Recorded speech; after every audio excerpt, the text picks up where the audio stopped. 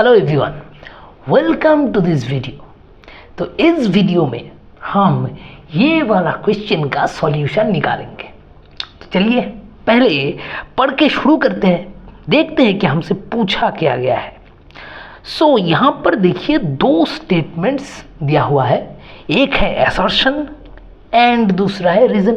So it is just assertion reason का problem है।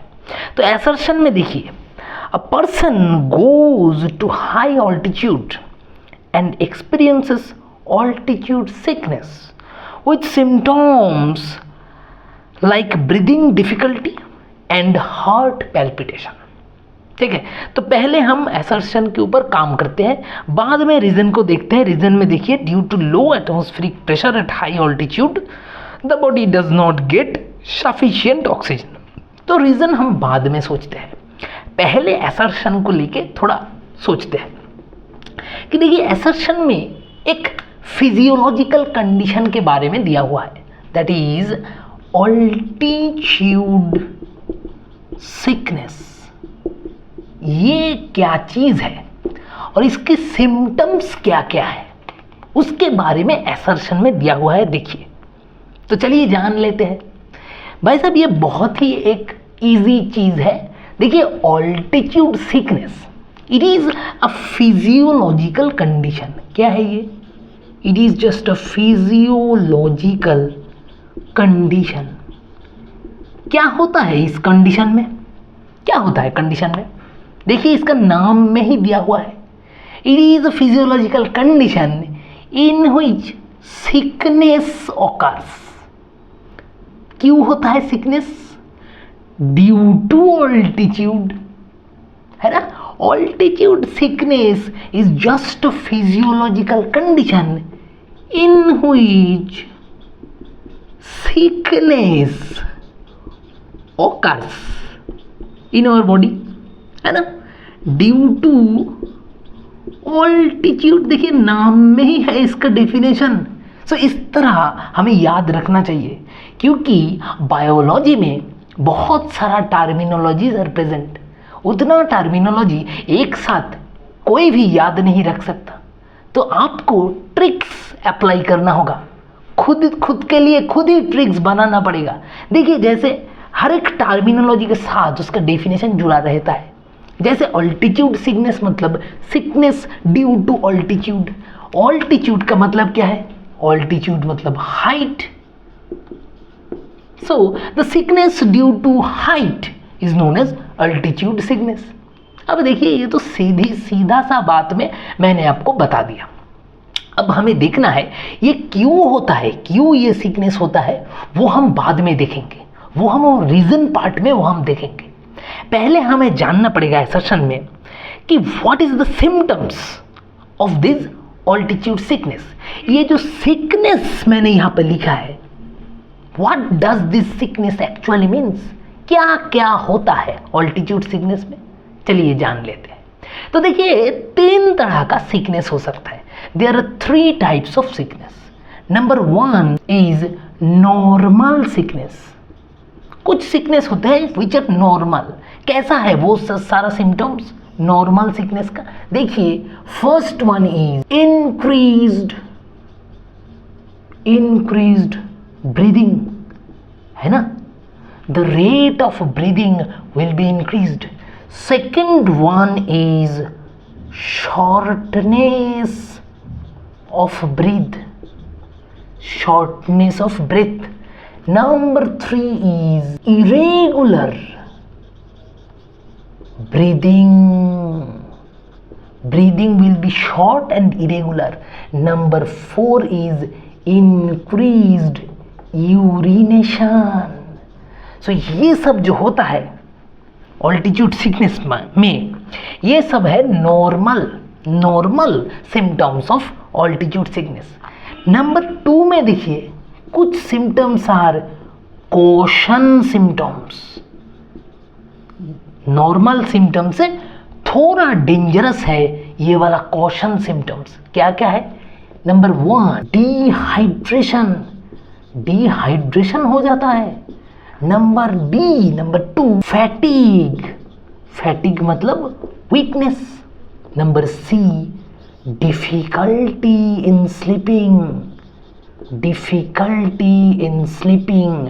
And number 4 जो है क्वेश्चन में डिजीनेस, डिजीनेस और हेडेक, है ना।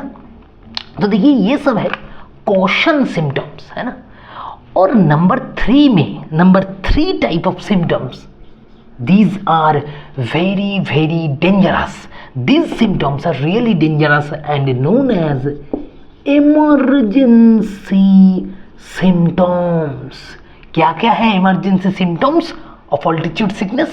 देखिए नंबर 1 confusion, confusion होता है।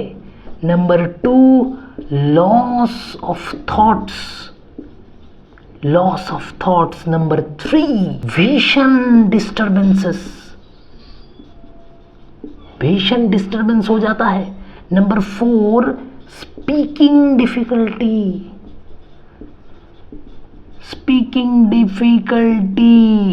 number 5 heart palpitations।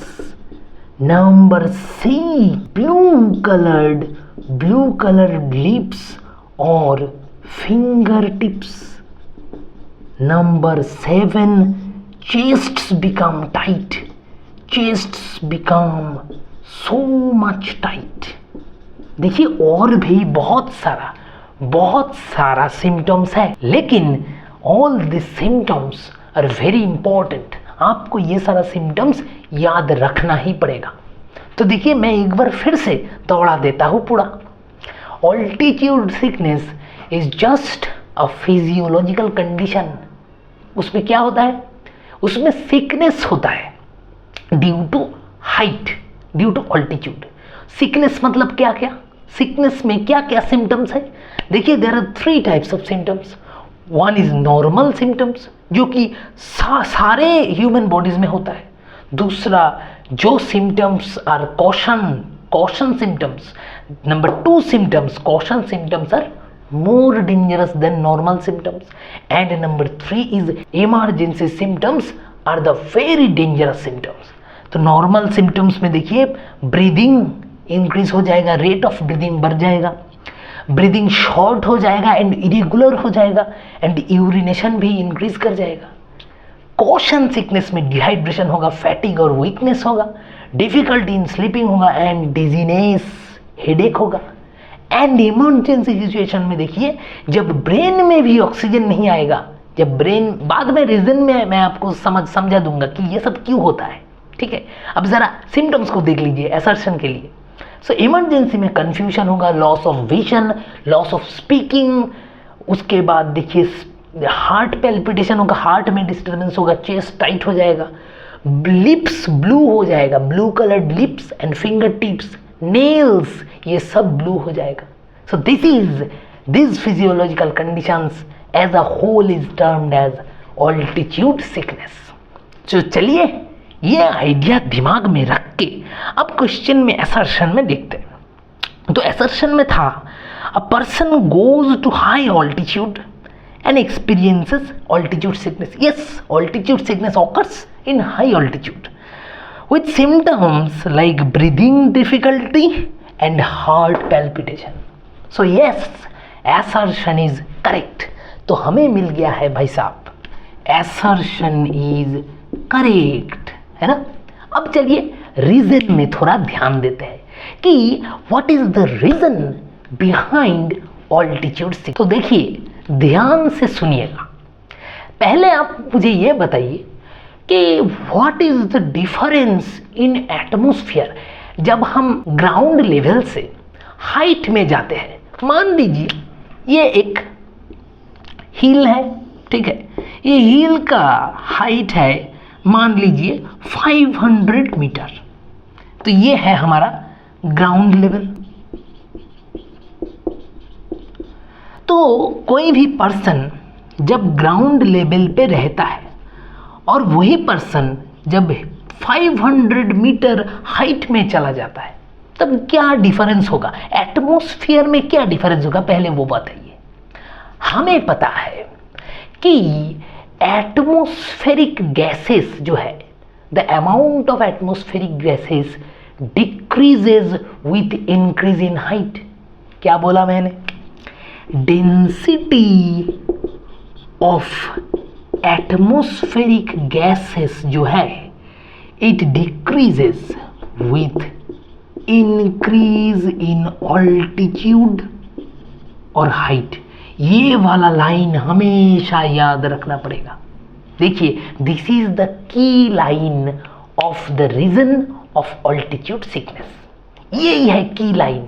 तो देखिए, जितना हम एटमॉस्फेयर में ऊपर की तरफ जाएंगे उतना ही एटमॉस्फेयर में जो गैस है उसका डेंसिटी, उसका अमाउंट घटते जाएगा। तो अब बताइए, ह्यूमन के लिए सबसे इंपॉर्टेंट गैस कौन सा है? ऑक्सीजन। सो ऑक्सीजन के लिए भी यही सिचुएशन होगा। जितना ऊपर जाएंगे हम एटमॉस्फेयर में उतना ही एटमॉस्फेयर में ऑक्सीजन का डेंसिटी घटता जाएगा। आया समझ में? जितना ही ऑल्टीट्यूड बढ़ेगा oxygen amount will be decreased in the atmosphere. Atmosphere में ऑक्सीजन का अमाउंट उतना ही घटता जाएगा। तो क्या बोला मैंने? विथ इंक्रीज इन ऑल्टीट्यूड क्या होगा? Decrease in amount of oxygen in atmosphere. ये हमें पहले पता चल गया। अब थोड़ा ह्यूमन बॉडी के बारे में सोचते हैं, ठीक है? तो हमारा बॉडी में ऑक्सीजन का क्या काम है, कहाँ पे वो फंक्शन करता है? देखिए, हमारा बॉडी में पहले है आरबीसी, है ना? ये आरबीसी के अंदर क्या रहता है? ये आरबीसी के अंदर रहता है भाई साहब हीमोग्लोबिन। ये है हमारा आरबीसी। आरबीसी के अंदर रहता है हीमोग्लोबिन। और ये हीमोग्लोबिन का काम क्या है?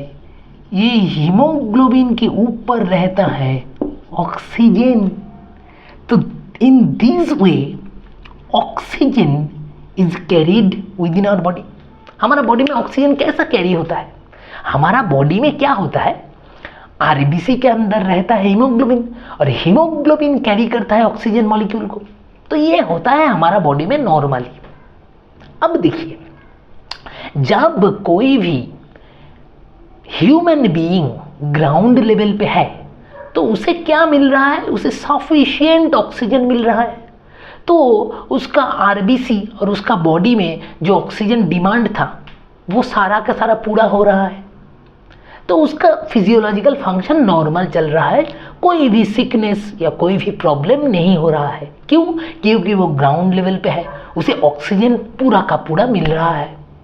अब जब भी कोई भी पर्सन इतना ऊपर आ जाएगा, इतना ऊपर जाएगा कि जहाँ पे एटमॉस्फेयर का ऑक्सीजन लेवल घट गया है, तो फिर वो ऑक्सीजन जो डिमांड था बॉडी में, वो ऑक्सीजन डिमांड पूरा नहीं हो पाएगा। जब वो ऊपर चला जाएगा, ऊपर मतलब इतना ऊपर, देखिए ऑल्टीट्यूड जब उसका बहुत ही बढ़ जाएगा तो उसका बॉडी का ऑक्सीजन भी घट जाएगा।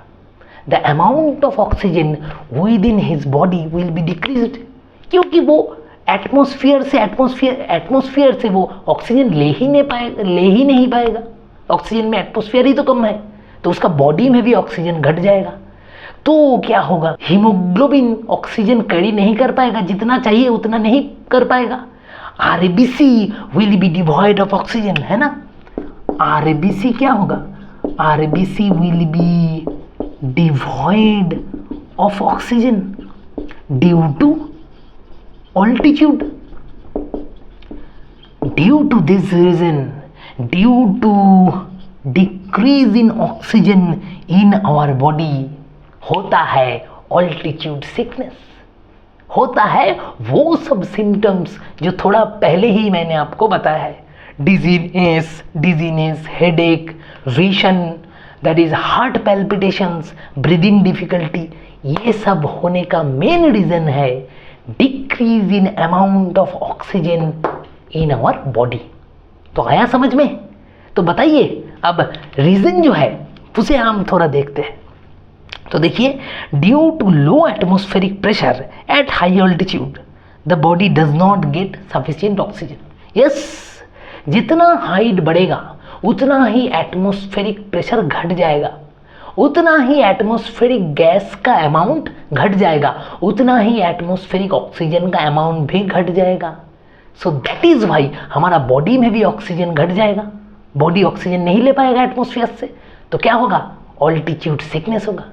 सो भाई साहब, reason is also correct and reason is the correct explanation of the assertion. अब एक एक्स्ट्रा चीज मैं आपको बता देता हूं।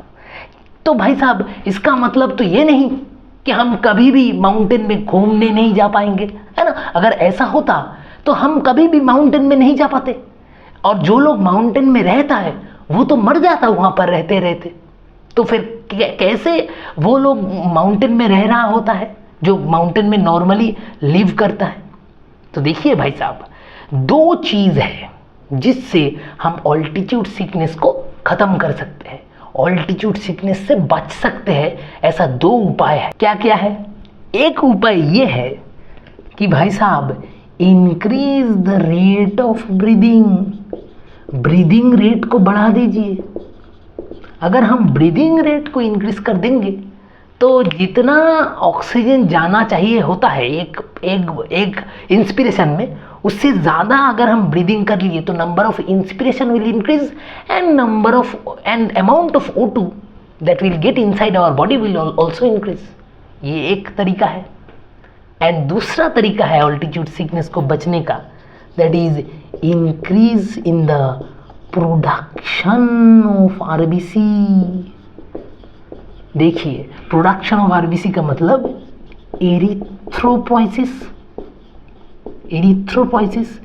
सो अगर एरिथ्रोपोइसिस और प्रोडक्शन ऑफ RBC बढ़ जाएगा तो oxygen amount inside our body will also get increase.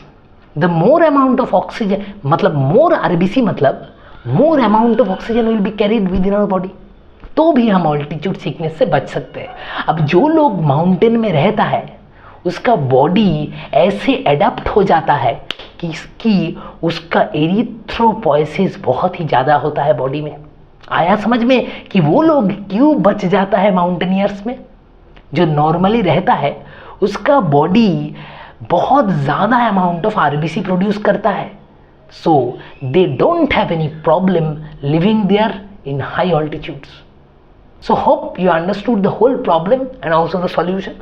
तो चलिए क्या होगा आंसर देखते हैं। ऑप्शंस की तरफ चलते हैं। ऑप्शन 1 में देखिए, both A and R are true and R is the correct explanation of A. So our correct answer is option 1. So hope you have understood the solution. Thank you all.